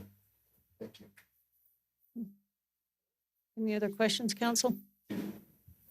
Mr. Tuttle addressed those comments. Sure. And Can I make a comment on this as well? oh, okay. So this is not a public hearing, just so you know. I mean, if it's a public hearing, then we'd allow anybody to comment. This is just a consent item, so we're just dealing with just the property owner. Okay, thanks. So one of the parameters that we look at when we analyze an intersection is the queue length. And at the time I did the study, I didn't know that there was going to be a new road at King Street. I thought that we would have a study up here on the board, and so I didn't bring a copy. I can't recall exactly what the queue length for the vehicles traveling eastbound is when they stop at the stoplight, but it's well under 700 feet. As I recall, it's in the ballpark of 200 feet, which would indicate there wouldn't be a conflict between the two lights, traffic backing up from Flint Street to King Street. Again, I haven't looked at the whole thing. That's a very expensive proposition. I would just ask the gentleman, do any of the studies, and I'd love to see them, have any of them looked at parameters such as delay and queue length, which at this intersection? Yeah, absolutely. They both looked at delay and queue length. The average queue length that they were indicating when they did the study was 400 feet on Gentile and 400 feet on Flint Street. One of the studies actually observed queuing of 2,500 feet down Flint Street. And so one of the challenges is that the recommendation is to optimize Flint Street for those left turns. And in order to optimize Flint Street by adding green time to the Flint Street left turn is that we stop traffic eastbound on Gentile for a longer period of time. And so that's been the challenge that we're trying to remedy, is that if we can continue to add a movement to that right turn and allow that queue length to not extend beyond where we want it to, because it's going to cause other problems. That's essentially what we're trying to solve, is that the capacity of that intersection with that northbound movement is extensive. And again, I haven't seen your study, but these are the numbers that we're looking at and the counts that we were receiving from the traffic impact studies that we had. So, okay, I understand that. I remember he said the average queue length is 400 feet between Flint and King Street. I would love to see a copy of any of the studies. And they're available. They've been available since we, began the discussions. That's their public record as far as I'm aware. So. Okay. Mr. Crane, did you have a comment? Well, it's kind of an interesting proposition. The city never likes to take property. That's not something that any of us likes to do. None of us like to go through this pain, right, of having to do this. But the reality is, and I pointed this out earlier, that oftentimes, even if the engineer that is representing the property owner tonight were correct, that the capacities were what he says they are, the city would still have the right to be able to acquire a turn lane for what it would consider the future impacts that would occur. What I hear our engineer saying is, no, we're not even dealing with future impacts. We're dealing with a current problem that exists. That current queuing up Flint is actually what we're trying to eliminate. And then the period of time it takes to go left on that corner is going to increase. And so you've got to have some way of funneling the traffic off the eastbound lane in order to be able to provide more time for that queuing to take place. That's what our engineer is saying today. But even if that were not the case, the city still has the right to be able to acquire property and anticipate future needs, even if they were 2 years out. 2700 West, we just acquired a ton of property and put in a brand new road at 2700 West. We didn't wait 2 years for the West Davis corridor to be completed before we put in 2700 West, because that would have been foolish on our part to wait that long to do that, because it's going to be needed immediately when that highway actually takes, when capacity on that highway is actually there. And so I guess what I'm saying is, I think it's wise on the part of the owner to take a look at what the differences in the traffic study, and they're certainly able to do that, but it doesn't make any difference as far as I'm concerned, from a standpoint of whether or not we can do this, we can negotiate for it in advance to be able to prepare for the future. It doesn't make any difference at all to that aspect of this resolution. And so I guess I'm just saying that even if he were absolutely right in what he said tonight, the city council still has the right to plan for the future of this city and to try and make things work. And you've got your expert telling you that this is needed today, and it will be needed even more in the future. And, I guess I'll leave that with you. Okay, very good. Council, do you have any questions or concerns needs to be answered?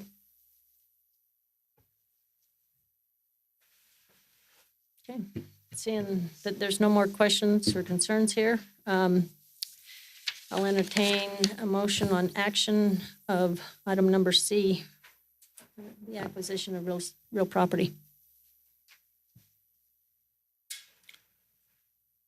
I need to preface what I say, but to me, negotiations are something where two people get together, try and figure something out.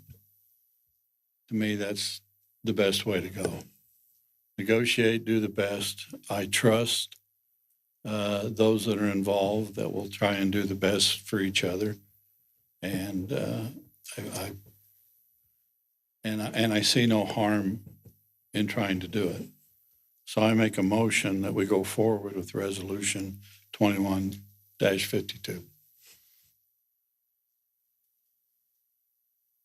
Isn't that what it is? 21-34, The-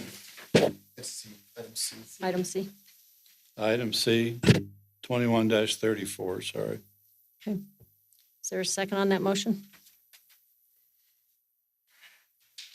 Second. Okay, it's been moved in second that we proceed with the negotiation for the approval of Resolution 21-34. And being that this is a consent item, I can actually call for all votes at once, right? Versus individually?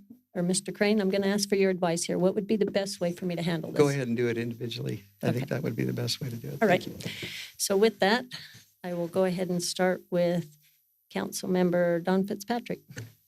So I just want to preface a few comments, explain my vote. First of all, and maybe it's my own ignorance, only having been on the council for a couple of years, I didn't know that we, in our budget, approved the negotiations to approve, the money was there for this particular reason. So thank you for that explanation tonight. I don't feel comfortable. I won't have a say because I've got one more meeting.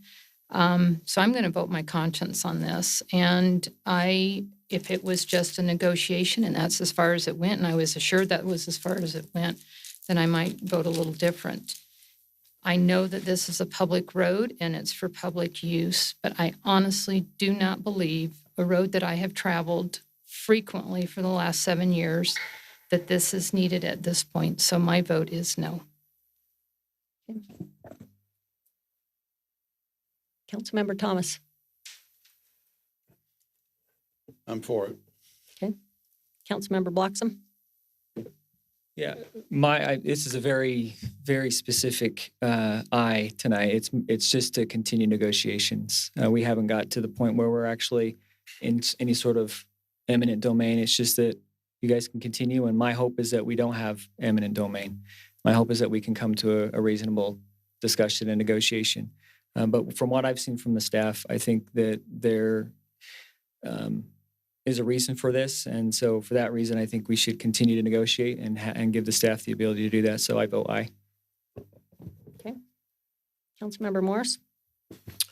I agree with Councilman Bloxham that we'll negotiate. I agree with Councilman Thomas that we continue to negotiate and we'll do what's best. And I feel that this is needed for the city as a whole. And these are tough choices. And I would want to have, if it was my property, I'd want to have this sort of deliberation and this sort of treatment as well, that it's that it's thoughtful and we look at every angle. And so I appreciate the training and the help from the city staff and from Mrs. Barlow and her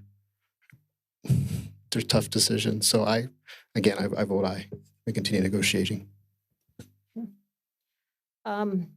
As I stated earlier, I know Councilman Day is not here. He did want me to express his feelings should he not be able to call in, which we haven't heard from him. He had stated in the first meeting that he was not in favor of this and that he truly believes in a three-way signal.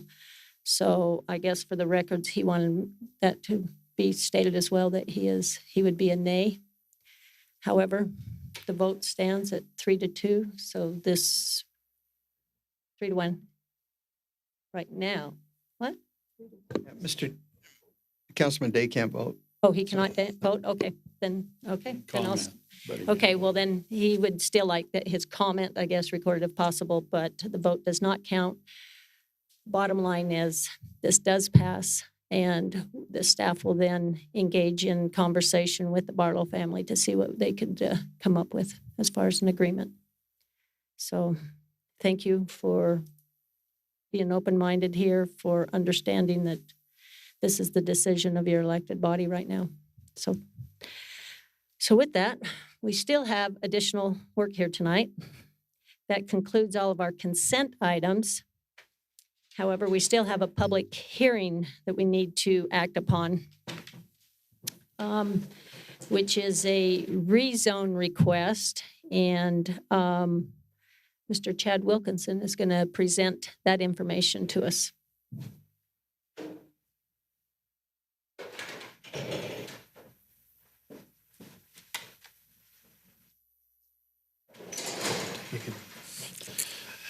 Thank you, Mayor, Council. This next item is, as was stated, is a request for a rezone for some property located at 142 South, 2200 West, from agriculture A zone to R110. That's a single-family, low-density residential zone. The property is there before you on the screen. This is, again, located on 2200 West, about 2.32 acres. If you could advance that slide to the next one. This is just an aerial view of the property with some of the zoning information turned off, just so you can see the surrounding uses. It is currently bounded on the west side by the power corridor, Rocky Mountain Power Corridor. On the north side, we have some existing residential development. On the east side, there's some vacant property that will that's also got some similar general plan characteristics, and then just a couple properties to the north, an existing veterinary clinic. If we can go to that next slide, Steve, thank you. Just wanted to talk just for a moment for the benefit of those watching from home and for those in the audience, talk a little bit about the general plan. So as the council knows, the city adopted a general plan in 2019, about 2 years old now. And this general plan was the result of several years of effort by the city, citizens of the city, along with city staff to come up with a plan for Layton City. And as part of that planning effort, all properties throughout the city received a general plan designation that would guide their future land use planning efforts. If someone wanted to come to the city and know what the city had plans for their property or what they could do with their property in the future, this general plan document is what gives the guidance for that based on that public process. The general plan also guides zoning decisions on these properties. So in the case of a rezone, as staff analyzes this, as an applicant comes forward, a property owner comes forward and says, I want to change the zoning of our property, we review the general plan to make sure that it's consistent with that public process, consistent with those designations that were created through that public process. In this case, as you can see on the map, the property is kind of shown there, not quite in the center. You can see Gentile up there. If I had the mouse, I'd point to it for you, but it's there. You've seen the shape of it. It's kind of an odd shaped parcel there, but it is. I'll give that to you, Steve. Thanks.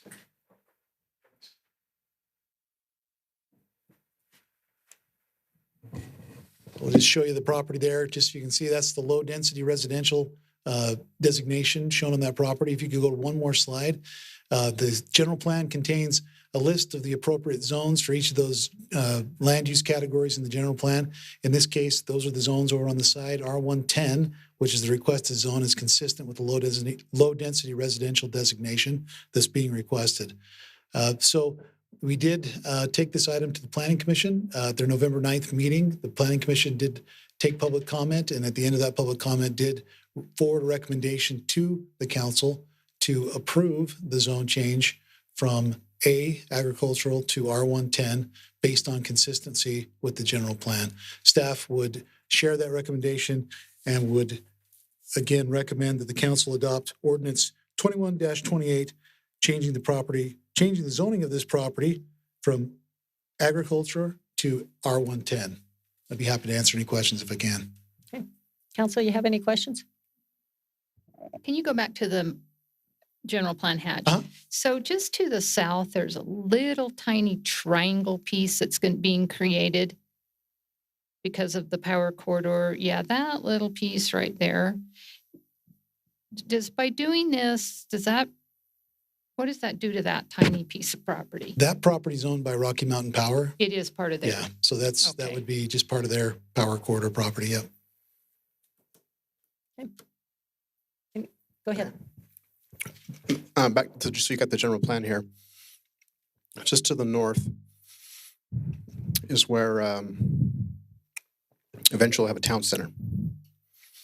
Up. Yes, about a block. And yeah. so that's where higher density residential will be located. And the idea is as you go out, there's buffers and lower density out from there. And that's part of this as well. Yeah. Part of the analysis for this entire area of Layton was to look at those densities, and you're absolutely right. This is considered a low density zone. It's not in one of those town center cores. So yeah, that's consistent with the general plan. Yes. We get to see the plot. It's not going to be a surprise. There will be a subdivision eventually submitted. That'll be a separate review process. Right. In this particular case, I believe the Planning Commission would be the land use authority on that, so it would stop at the Planning Commission because there's not a PRUD or any special consideration there. So this will come before the city at a future date. I will tell you, we have seen some very, very conceptual plans. The current plan is that the existing home would remain and would be, the parcel would be split up into about 3 additional lots for a total of 4. Excuse me. You say 3 additional for a total of 4. Yeah, so it'd be But then existing you said home there plus was 3. 2 homes already there. Just one. Yep, just Okay. one home there. Yep, so it'd be the existing home plus 3. There's some potential for possibly a couple additional lots, maybe up to 6, but because of the configuration of the property, because of its shape, because of its size, there really just isn't potential for a large number of lots on this particular parcel. Okay. Any other questions? If not, I'll entertain a motion to open the public hearing. Madam Mayor, I move that we open the public hearing. Second. Okay, second, all in favor? Okay, this is a public hearing, so we'll now hear from any public comments. If anyone should want to speak regarding this rezone request. If you could, I failed to mention this earlier, but state your name and address. So my name is Robin Waters. We own the property just north of that potential rezoning area at 98 South, 2200 West. As Mr. Wilkinson was saying, on November 9th, the City Planning Commission was presented with the request to rezone that property from agriculture to R110. During that Planning Commission, George Wilson and Julie Pierce both made comments opposing the rezoning. Julie stated that she had been out to the property in question and said she was against the rezoning and provided comments supporting her vote.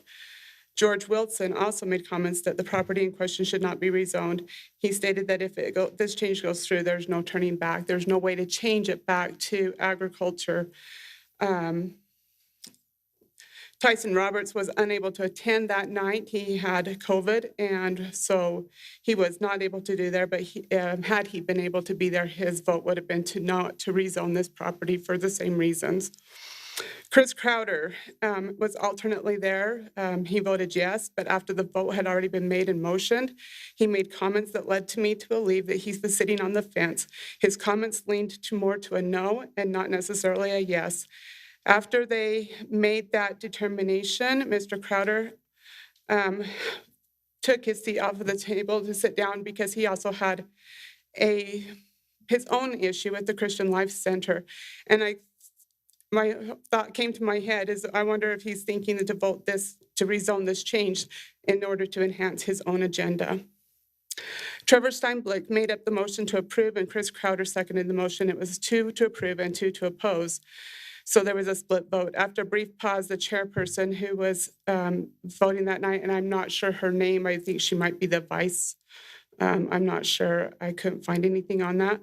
But she was the one that had to make that deciding vote. And after a brief pause, she said, go ahead and to vote yes, so that the rezoning solely for the purpose of a more discussion at the city council. So not necessarily that she was against or for this change, but so that the city council could look into it. Which brings us to here tonight. We recommend that you not approve the rezoning at the 142 South 2200 West due to agriculture to the R110 in Layton. This land is already developed and is surrounded by other land that is currently developed in agriculture. There's a large farmhouse with 4 acres of land behind it, veterinary clinic on the corner, 1.5 acres, an acre lot with barn and horses, and a small family farm and business that is horticultural industry. The property in question is south and west directly bordering our property. It also borders the Rocky Mountain Power Corridor on the south and the west. Rocky Mountain Power Corridor will also stay open land as green space, as the Rocky Mountain Power will not allow anything to be built on the property. All of the areas surrounding that right now is currently owned by Rocky Mountain Power. And then us as the only neighboring home anywhere close to that area. The other home that is north of us is a rental property currently being rented by someone who owns the Bayview Dog Clinic. So we are the only home or neighboring area that this really affects. With the current zoning in the city, with the current zoning in the city, there are many places a family can purchase a home on 1/10 of an acre. People say they moved to Layton for the rural atmosphere. By changing the zoning, Layton City will lose more agricultural land for those who are wanting to raise animals and crops for their families, such as my own. Vote to keep zoning for families that want to have animals and gardens and be able to continue with the agriculture. The city is already booming with growth. We've talked a lot about growth tonight and the bordering roads that are adjacent to this area. The growth the city cannot sustain. There is more growth than what the city has to be able to, and at some point we've got to stop the growth. Crackerjack homes are being built so close together you can almost reach out and touch the houses next to you. The traffic in the city is horrific, again, as we've already noted tonight. From 3 o'clock to 6 p.m. on 2200 West and Gentile alone, the traffic is bumper to bumper cars for 3 hours. You can't even get out of our own driveway without pulling out in front of somebody and hoping that they stop or that they at least slow down, that they'll let you in. Additional traffic is not needed in the city. It is done. We're already booming at the maximum capacity that we can.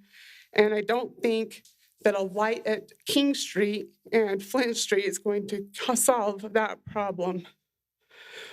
What good does zoning do if an owner of the property can change the zoning to fit the needs and wants? The R10 does not fit in with the surrounding developed property of the larger lots. Vote to keep larger lots and open green space in the area to keep rural atmosphere. Tom Day is unable to make it here tonight, but I know he is against this rezoning as well. I'm hoping he will call in and voice his concerns with that, so his vote will count. The city states it's part of the general plan. However, it only became part of the general plan in 2019. The general plan was far before that was not in the general plan. Furthermore, just because it's part of the general plan does not mean it should be allowed or approved. It is not reasonable or practical to rezone this property, and we're recommending that you deny the approval of that. Again, it just doesn't make any sense to do that in that little teeny tiny piece of property. And we're asking that you please vote no in your response. Thank you. Thank you.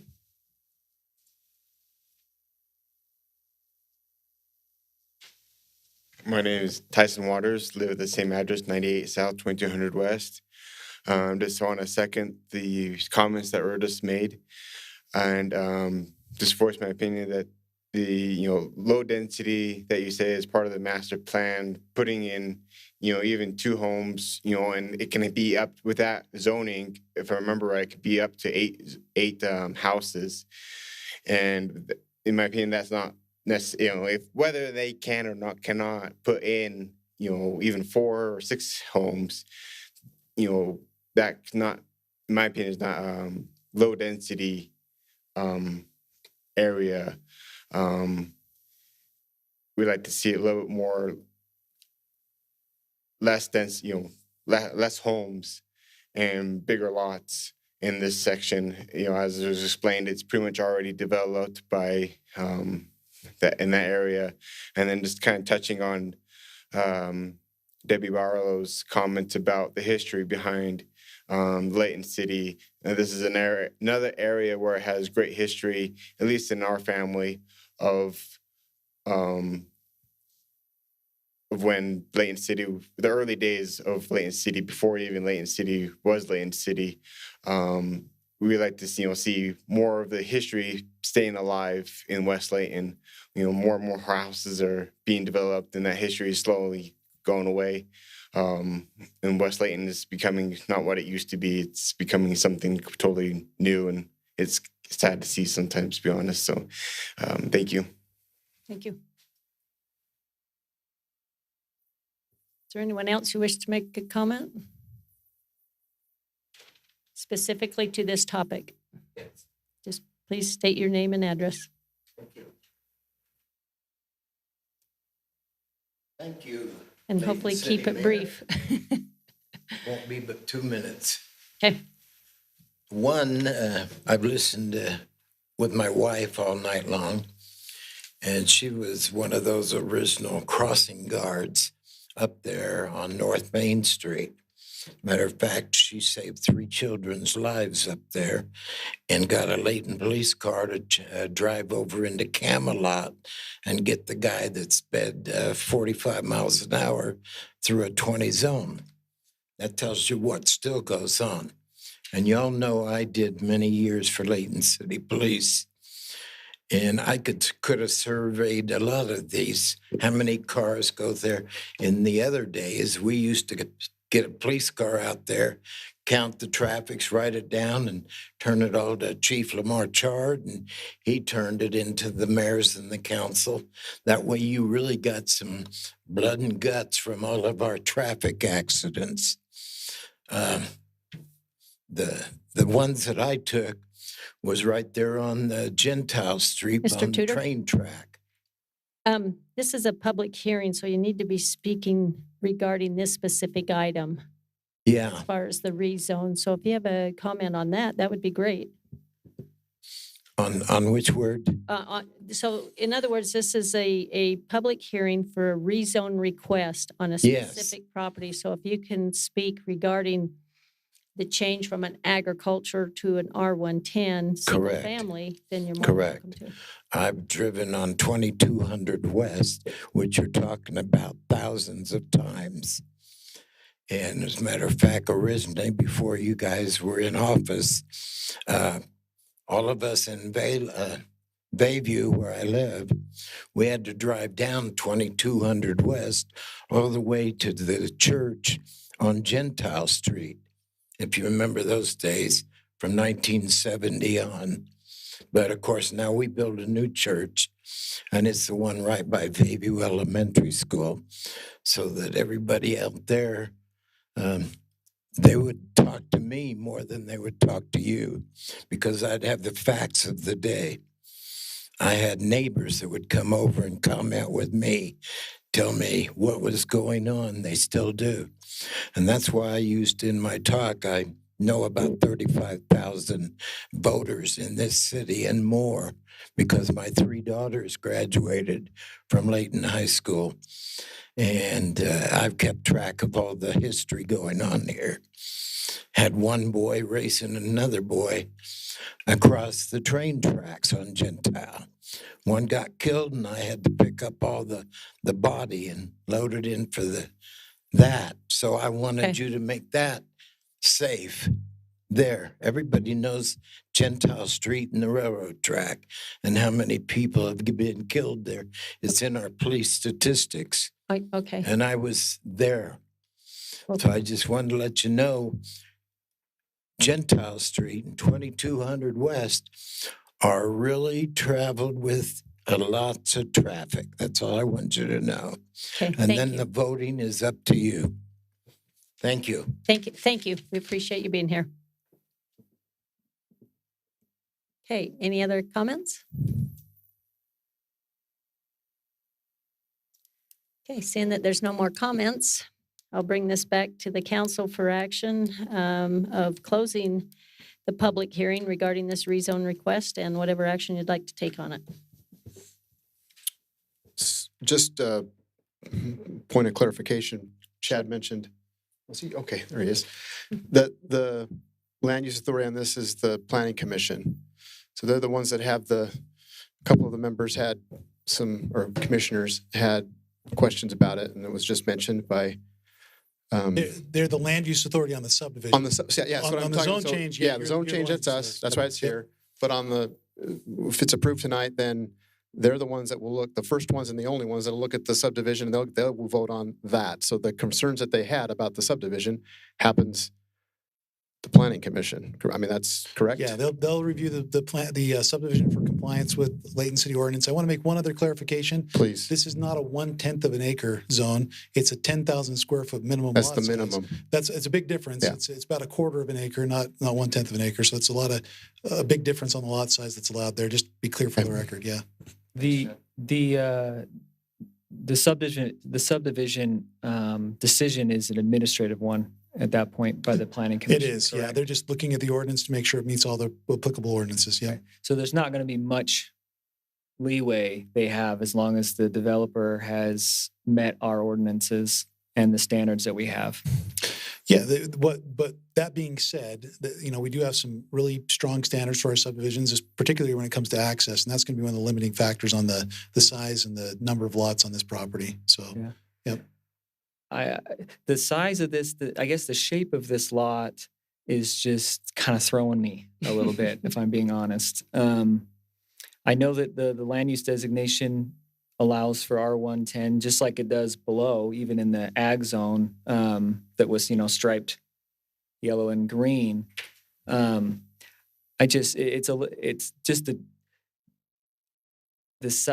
just speak to calming some of my hesitations about the size of this and what it will do to the adjoining property owner to the north if we allow this to be developed in a way that would potentially put 4 to 6 houses on this piece of property. Yeah, I'm going to have, could you go back to that general plan drawing really quick, Steve? I think it's the next one down. The way, yeah. Yeah, this was an area that was looked at during the general planning process, and a lot of these parcels in this area are kind of in those, they're not connected to a larger piece of ground. So in our analysis of this, the R110 actually makes a lot of sense because it does give some flexibility on parcels just like this one that are a little bit odd shaped. We don't anticipate that they'll be, that these lots will get down to that minimum lot size because of that odd lot shape, but it does give that flexibility. It's definitely still considered a low density residential zone as we look at the densities that are allowed. As we look at those surrounding land uses, as you can see over to the west and to the south of this property that were already developed in the city, those lots even get down to 6,000 square feet and even smaller. So it's certainly compatible with the development that's occurred in the area. It's, we're not going to be as small as those lots that are shown there on the map. You can see those to the west and to the south there, around 6,000 square feet. So it will be compatible. Again, we're looking at about a quarter of an acre. So these are on the larger side, the size of a lot for as far as what we consider for low density. So I hope that answers the question. We did do that analysis. We actually think the R110 helps with some of those issues rather than hinders. Yeah. And then maybe speak to maybe engineering can talk about this, but what's the access like with the road? If we're I'm just assuming there's going to be 4 to 5 homes on this property. And the engineering memorandum says upon development, 7-foot PU and DE will need to be established along the front, total of 10 feet along the sides and 10 feet along the rear. And then the right-of-way obviously is dedicated to the city. So I'm just trying to foresee what the access actually looks like. Yeah, we'll have to review that as they bring in an individual plan. There's a couple different options. What they've anticipated so far would just be private access ways through via again, very conceptual planning with a couple of flag lots in the back that could be also accessed through a private drive that would serve a couple of lots back there. Most likely that's what it would have to be. So we're not talking about, to put a public street onto this property would consume so much of the property that it really starts to become infeasible. That's why we say the number of lots will be limited just because of that size and configuration. So you're probably looking at a private drive with 4 to 6 lots serving that. The lot that's there, the home, that's there would just be served by their existing driveway onto 2200, and then whatever other accesses are created there. Okay. Yeah, and I know we aren't, agreeing on a site plan or anything like that. It's just trying to get my mind around this bizarre shape and how it would fit. So thanks, Chad. Yeah. It's okay. And I guess my question's similar in that inside corner with that existing building there. I mean, that goes away. And I would think that would have to come down to accommodate those lots back there. We'd have to look at a design, but I'm not going to say that I would absolutely have to until I see a design for that. But yeah, just odd shape. It is. It's a very unusual shaped lot. Okay, any other questions or concerns before you take any action? I just want to make a comment. So I was involved in the general plan, and it wasn't something that was just 2 years ago. We worked on that thing for like 5 years. I'm grateful that 35 years ago, a turkey farmer in northeast part of Layton decided to sell their land. So I had a place here to move. And then a few years later, a rancher sold his land. So I had a place to build a bigger home for a growing family. And a few years later, I was grateful that a farmer sold some land so that my daughter could remain in this city to build a home. Farmland is precious. And if a farmer wants to build it, I'm all for that. We have lots of areas in the city where residential butts up adjacent to farms, and they can cohabitate together. We have them in Clearfield. As a matter of fact, one of my children lived with a horse farm behind his house, and they absolutely loved that. I don't see a detriment to an R110. I might have had a harder time if it was a PRUD or something, even trying to cram more homes on there. Just to the west and south and further south is where I now live. There's a lot of growth out there. A lot of farms have gone away. Is it sad? Possibly, but the families don't want to farm anymore. So those farmers that want to stay, I think that's great. But those farmers that want to build, I think they need to be given their property rights to be able to do that, as long as they can do it within the confines of laws and in this case, in the confines of our general plan. So it is an odd shape. They're going to have to be pretty creative with this. And I really do think that'll probably limit that.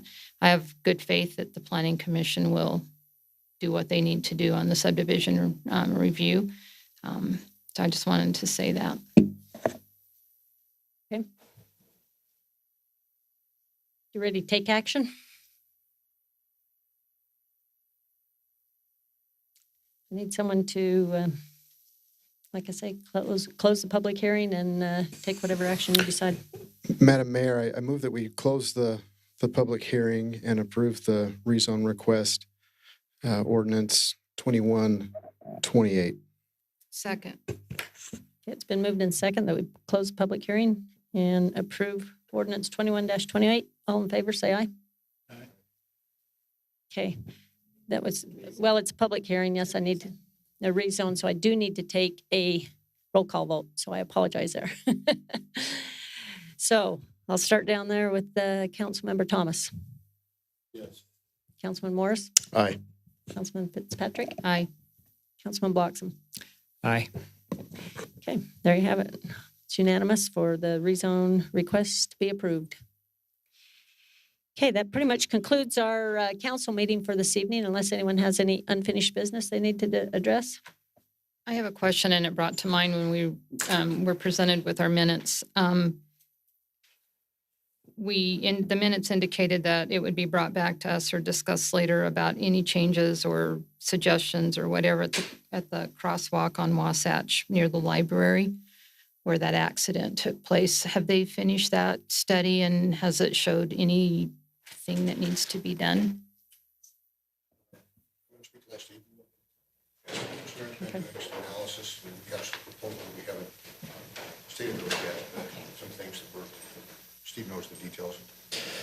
Yeah, so we have looked at that crosswalk, and we actually had planned a light on Hawthorne Drive that is part of this year's residential streetlight installation project. We understand that Hawthorne is not lit on that side, and so we have a contractor. We're hoping in the next couple of weeks to be able to get a light put in. We've adjusted the location of that light to be closer to Wasatch than where we were originally going to put it, to ensure that all of the lighting is adequate, actually overlit for what we would typically do.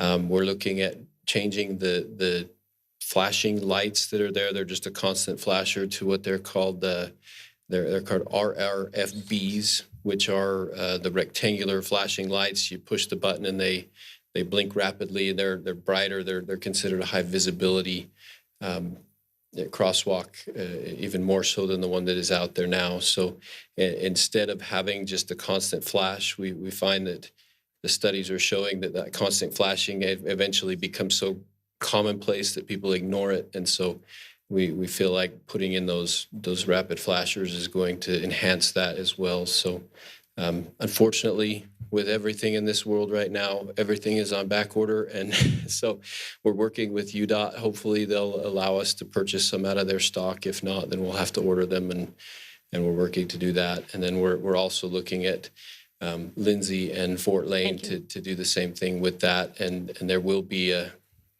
potential reconfiguration of that crosswalk to have it not land right into the center of our fire station's driveway to be able to install that type of a lighting system. So does that answer the question? Yes. Okay. And then hopefully at some point we can also look at, and I know everything's on back order as far as any type of flashing speed, because it seems like speed seems to be the issue, especially over there on Fort Lane. To add to this down the road, possibly? So we're actually doing a study. We just installed those flashing speed limit signs on Antelope Drive Tuesday. I was going to say, those are at the bottom of the dip on both sides. We are.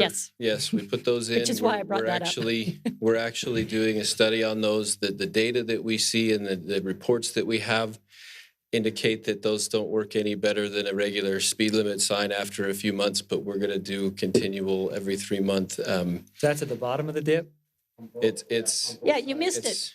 You moved too soon. You get real-time data on that, on the speeds? No, but we are going to put some traffic counters out to get some data on that. Okay, because you're going to get some data. And it's not, they're not right at the bottom of the dip. We put them, we put them higher up on the hill so that it would hopefully keep people from, we don't want it to be a drag race down that road. All the time. But they don't just count. So don't go past them and think that you're just going to get to 99. It doesn't work that way. They don't let you do that. And obviously that's ridiculous to even be doing that. But they do. Red, so they will flash red. And so anyway, we are planning to monitor that and see how that really works. The data we're seeing says that they kind of lose their effectiveness if you leave them in there permanently. But we want to confirm with our own numbers. We've talked with Alex about that to ensure that with the cost of them, the maintenance of them, that if we're putting them up, that they're really doing something rather than just making everybody feel good that we put them up, if that makes sense. Well, I think the point is that we heard a lot of concerns from the residents up in that area, and definitely we needed to take some type of action. And I'm glad that we have, and thank you for following that recommendation. And I'm just going to speak to the residents. I hope you kind of get the fact that, pay attention to your speed. I mean, because this is critical throughout our entire city. I mean, we have speed limits for the right reason, and that's why we need to kind of be alert, attentive drivers and pay attention to all postings. And please, in the neighborhoods, it's 25 miles an hour. In a school zone, it's 20. And I will hope and encourage everyone to follow that. As it starts to die down, because of the nature of what lights do, if you want to meet with me, I can give you verbiage to put above the sign. We do plan to work closely with the police department as far as enforcement and other things as well, so. Yeah, I'm all about that. So thank you, Mr. Jackson. Thank you, staff, for following up on those items. So, council, I'll look for a motion to adjourn. Hey. Second, no, if he's a hey, I'll just say, Go, hoo, hoo, we hoo. adjourn or ho, ho, ho. Yeah. Okay, thank you very much. Yeah.